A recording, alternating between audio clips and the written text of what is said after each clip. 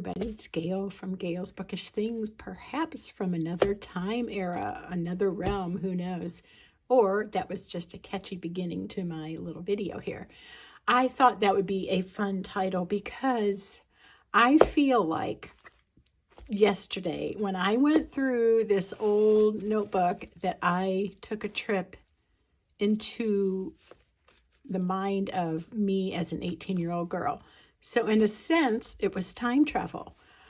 I can't tell you what an amazing and strange experience it was. I have kept stuff for many years. I'm always trying to streamline, get rid of things. Somewhere along the line, and by the grace of God, there were things preserved, because as much as I like to keep memories, I'm also one to get rid of junk with the thought of somebody doesn't want to bother with this someday. But this was a journey. I spent most of the day reading through this journal. This was something of the era. I was always redecorating. I was a journaler even back then, or a junk journaler. I didn't just write in a notebook. I had to alter the cover. So I think this was from a calendar, and I taped it on with masking tape, which is decades old. It's amazing that it's held up.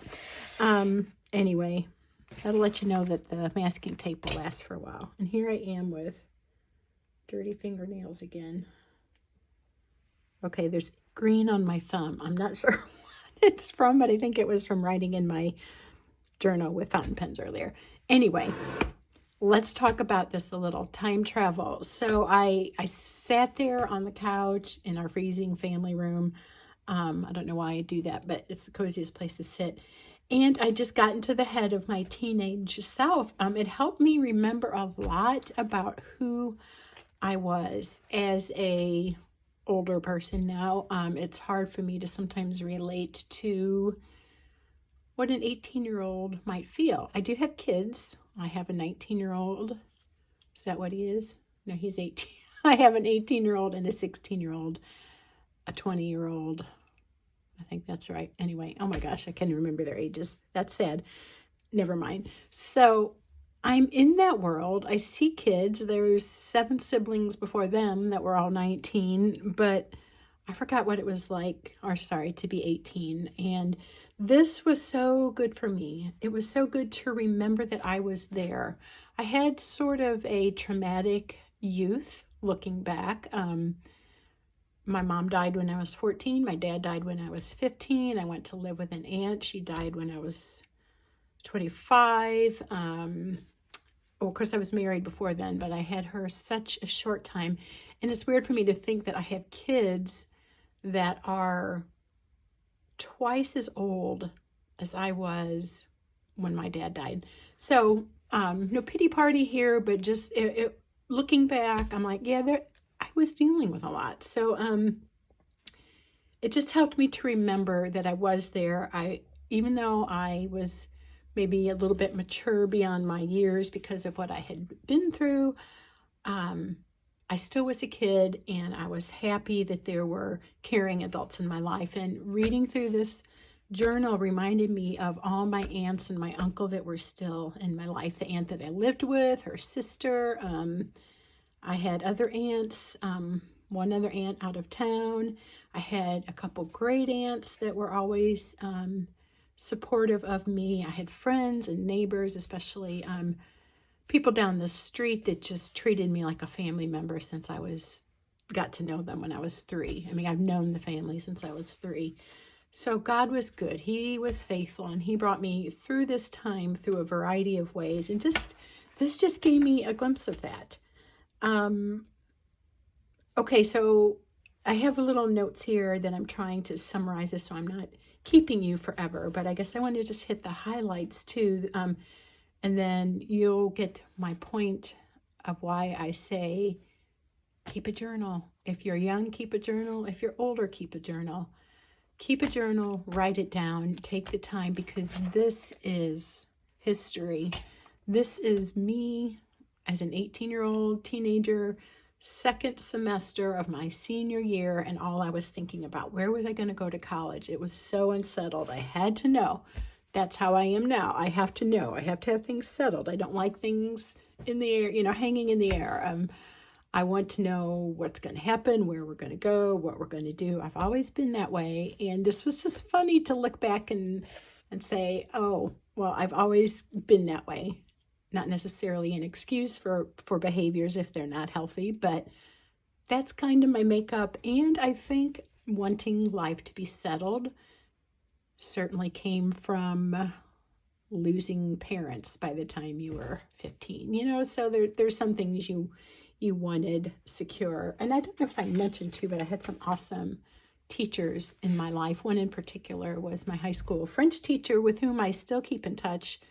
Thank the Lord for that. She's a blessing, as is her husband. They've just been there my whole life and have celebrated all the life things with me. My first children, their marriages, their times of having babies. That is such a huge blessing. And this just really helped me reflect, my goodness, I've known them also for decades. This book, I talk about getting to know my friend, Kathy. I know like 20 Kathys, but it was the name of the era, I guess. But this Kathy I got to know in high school, and she recently relocated. She's in heaven now, and I miss her dearly, but I just loved reading this of the things we did in the early years of our friendship. One super funny thing is we decided to skip 6th hour. It's like one of those things, you had like senior skip day, and then sometimes people just did that. And by senior year, you kind of know what you can get away with, what's a deal, what isn't. So we skipped our final class of the day. We walked to my aunt's house where I was living, and this is so funny. I told my husband, so what did we do? We sat out in the sun and tried to get a tan, and we wrote poetry.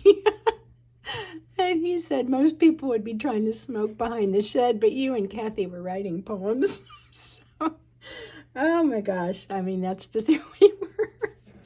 Very literate and philosophical type people. Anyway, this also I wanted to mention is a record of another kind of grieving, and that is when a pet dies. So my dearly beloved dog that I got when I was in 5th grade died of cancer my senior year. Yeah, I was thinking it was junior year. This book reminded me it was my senior year, and it was, I think, early fall, but sometime right around Christmas break. And I can still think about that dog and get emotional because it was just a mutt from the Humane Society. It was God ordained that dog was in my life because I wanted a Dalmatian. A Dalmatian would not have been good for me. So we went to the Humane Society, and my parents finally agreed to let me get a dog if I'd stop bugging them half to death about getting a horse. A dog was a lot easier. So they wanted me to get this dog, and I'm like, I don't like that dog. It's like barky and it chewed on your finger.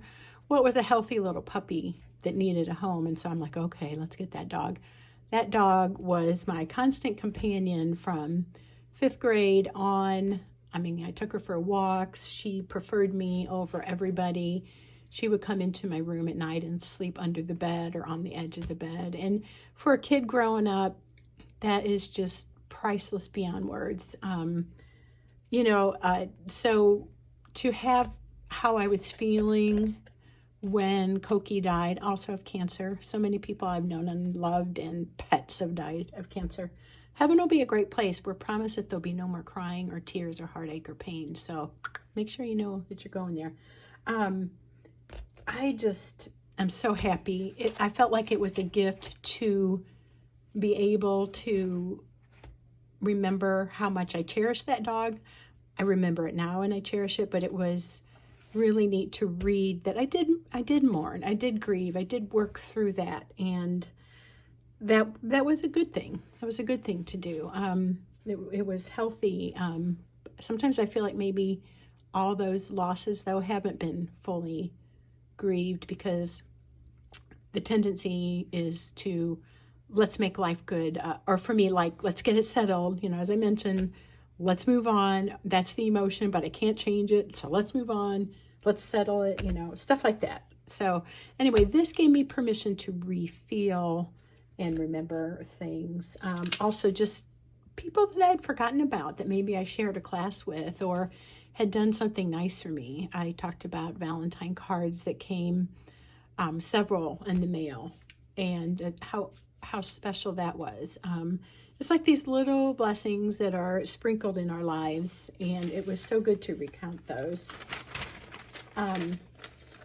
Let me see. Oh, going through this too, it really was like time travel, because I felt like I was in my aunt's home again. I'm reading this stuff and my senses are like heightened. I wasn't on drugs. I was just reading my journal. And it was like I was remembering the minutest of details of living in her home, almost like it was just kind of brought to the surface from the recesses of my mind. And it was very, very special. So let's see. This showed me too that how often how often I practiced gratitude. Even as an 18-year-old, I would start these writings, sometimes with like a little prayer, like, God, thank you for this or that. And it was also, it was nice to see that, because I do keep a gratitude journal now. I kind of keep it separate from a lot of my other writing, but I'm glad that I was a person who looked for things to be thankful for. It showed me how much I was growing in my relationship with God, having come to him as a 10-year-old in faith for my salvation, and then just growing in that relationship. But something that I have now that I did not have in this journal was peace. Like Jesus says, take my yoke upon you and learn from me. My yoke is easy and my burden is light. And I was burdening myself, and I've got to be a better friend. I've got to be better this. I got to do better. I've got to lose weight. I'm 18 and I'm talking about losing weight. The story of my life. And, I was probably a whopping 129 at the time, to only go back. So anyhow, I see emotional burdens that I was always carrying. I also see, thankfully, that I have gotten beyond some of that as well, and actually grown up in the past several decades. That's always good to find out. Let me see. I have my notes here. Okay, super uncanny. Senior year, I was at a weekend, I think, camp with other high school kids from church, and we had some downtime, and I had been reading Laura Ingalls Wilder's one of the last book of the series called These Happy Golden Years. And in one point in that book, she is saying she was leaving school for the last time. She was going to be getting married to Almanzo. And she says, I felt sad because, I have a bunch of tabs marked about things. But I'm sad because this is the last time I'm doing something. I want to read it here, because I'm going to mess it up. And it's a funny story. So as Laura went down the stairs, she thought, the last time always seems sad, but it isn't really. The end of one thing is the beginning of another. That quote just really resonated with me when I was reading the book when I was 18. And so recently, my husband was sick, and I was sleeping in my daughter's bedroom, and I was reading at night, and I was rereading that book because I wanted a cute little, lighthearted, fun little sweet romance. And that same quote stood out to me, and I'm like, oh, this is really neat. This is how I felt about a lot of things in life as we move from one stage to another, relocate, life changes. It's an ever-changing journey. But I read that same quote and I wrote it in my journal. And then when I read this yesterday, I'm like, oh my goodness, the same quote, like 40 years later, is meaningful to me. It's super funny and just like, that's me. And I think I liked that quote because, well, what I say in here is I'm always sad to say goodbye. I don't like goodbyes. And I guess that maybe that's probably hard for everybody. Maybe some people feel things more deeply. I tend to be more sentimental. But anyway, I just thought that was so funny that all that time had passed and that same quote still stood out to me. I really liked that. A lot of my struggle in this journal was the idea that I was leaving high school. I was trying to figure out what to do with the rest of my life. And I was just in tears about it and lost so much sleep. And I was always saying, oh, I have a headache. And now when people say that in our home, we're like, are you drinking enough water? And I thought, I don't remember really ever drinking water. So I probably was just like dehydrated throughout high school. Anyway, I was wanting that settled. What am I going to do after high school? Where am I going to go to college? Blah, blah, blah. All this. I just couldn't relax. And then I was sad that I was leaving friends and my friend Kathy that I had just gotten to know, and the church group that I was part of, I felt attached to. And I didn't even mention that I was leaving my aunt to go to college, but I kind of took her for granted, I think, as kids do with the adults in their life, even though I shouldn't have. I should have known better. Anyway, oh yeah, and then to leaving French class, loved my teacher, the one that I still keep in touch with, and I just felt so reluctant and sad to be moving on and realizing that be a whole new group of kids coming in. I hoped that I wouldn't be forgotten. And so it was a real struggle to let go and say goodbye to those things. But then by the end, well, I'll maybe read you some of that. And so another thing, I'm just checking my notes here, but it's like I've learned too, I can laugh at myself because I'm reading this out loud to my 22-year-old son and my husband, some of it, and I'm like crying because it stirred up all this old feeling of sadness, but then I'm cracking up because it's like I'm going on and on. I'm so upset. I'm so sad. I'm going to go to bed early. I have a headache. I'm depressed. And then I'm like, well, I guess I'll go read now.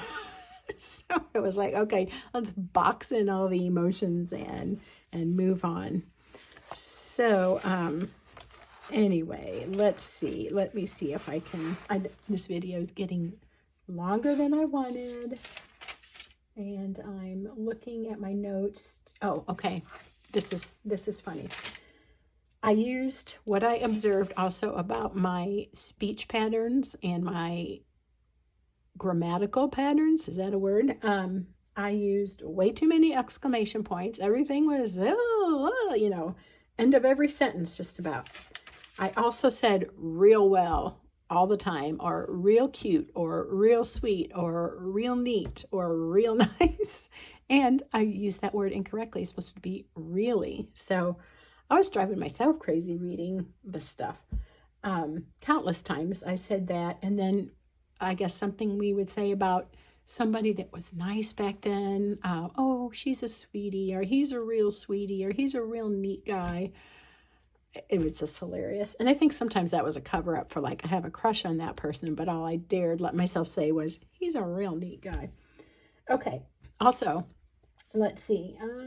Okay. I studied French. I talked about my French teacher. I have a whole entry in here where I just wrote in French, and I could read it. I could understand it, but I don't know that I would know how to formulate that again. So it is kind of a reminder to me, get that French book back out. And I do the Duolingo also sometimes, and I also read my ESV Bible and compare it to the French equivalent of that.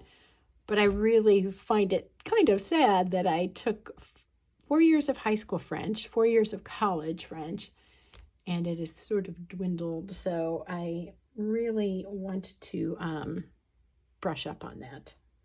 So lesson also to take to heart is use a good pen when you're journaling. It really is true. If you have a fountain pen that you like, or just a good ink pen, or a nice marker pen, use something that's lasting, that will show up. There's a few entries in here that are done in faint pencil, and it's so hard to read. So choose a good pen. choose good paper. But even if you have a spiral notebook, it's going to hold up, and you will delight somebody someday, even maybe yourself, with recording these memories. So let's see, there were a couple, I have all these things marked, but I don't know that we want to go into all of them. I may just keep them marked for sharing with my family later, because we're already going on after 20 minutes. But okay, so I watched a whale documentary, and being like emotional, grasping on to everything, taking everything to heart, maybe it's just me. Also, I think it's a teenage thing, but so I wrote this poem. I think I wrote this unless I copied down somebody else's idea. I'm not trying to plagiarize, so don't throw me in jail. God, please look after whales. They're so neat. They're so big. They make noises that stir up inner feelings. Save them. Did I write that? Or is that some famous poet? Anyway, if it's a famous poet, I probably didn't.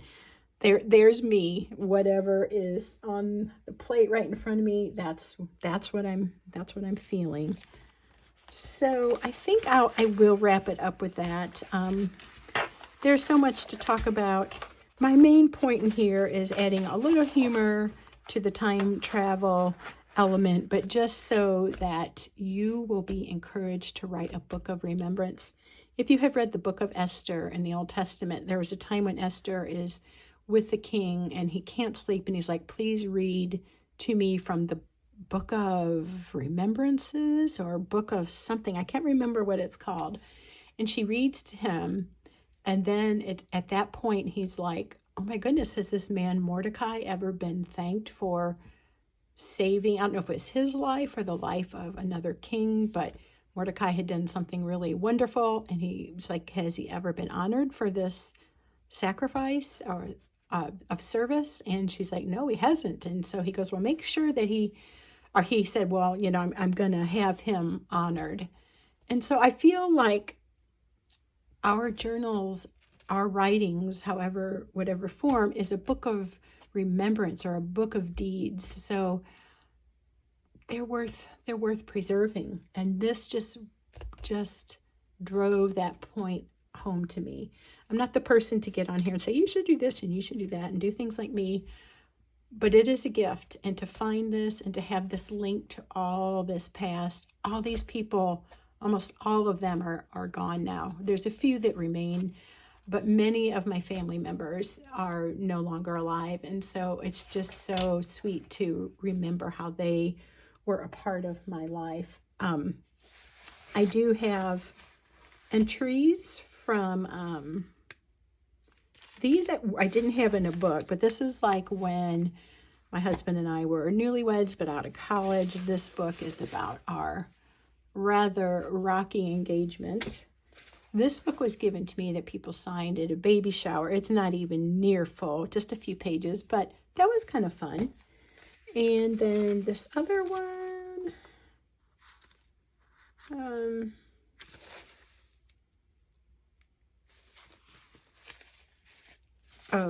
so yeah, this too talks about when my aunt died, the aunt that I lived with. And it helped me to reread that because I have a special friend who's grieving the loss of her grandpa. And so I'm like, that's right, those feelings of pain are so raw. That loss of someone you love takes a long time to heal from. I forgot what's in here, but basically my journey since this and onward. There are other journals I kept. I think I threw a few away because, well, I shouldn't have, but there were some things I wrote that I didn't want to leave behind. But here is a little poem, not poem, but a little thing I wrote, and I will wrap it up with this. And so I say, I'm just keeping it off screen here, but it doesn't have to be. It's just that I just jotted it down. But I said, graduation is just around the corner. I'm not very scared right now because there's Warrensburg for next year. I'd finally decided I was going to Central Missouri State University, CMSU. Now it's called UMC, or somebody decided that we needed to rename the state universities. Dumb, but that's the way it is. Okay. Anyway, And then I said, unless God changes things drastically, almost like, haha, because I think I have it settled and who knows. And then I said, I think what I feel most now is sadness, the kind of sadness I hate the very most, saying goodbye. So, I think it's been true for me then and still is. But what I realized today in reflecting upon this is that is our life, isn't it? We're settled in one place. We do something for a long time. Things change. Maybe you get married and have kids, or, you move somewhere, or there's so many different things. And I think what I was learning here, because I spoke of it and I want to keep always fresh in my mind, is to enjoy the moment in which you find yourself. Enjoy the people that are poured into your life like salt and pepper. That's why I say they're sprinkled into our lives. They're wonderful blessings along this journey. And I just want to encourage you, keep a written record, however detailed, however undetailed, but have a way to preserve your own unique memories.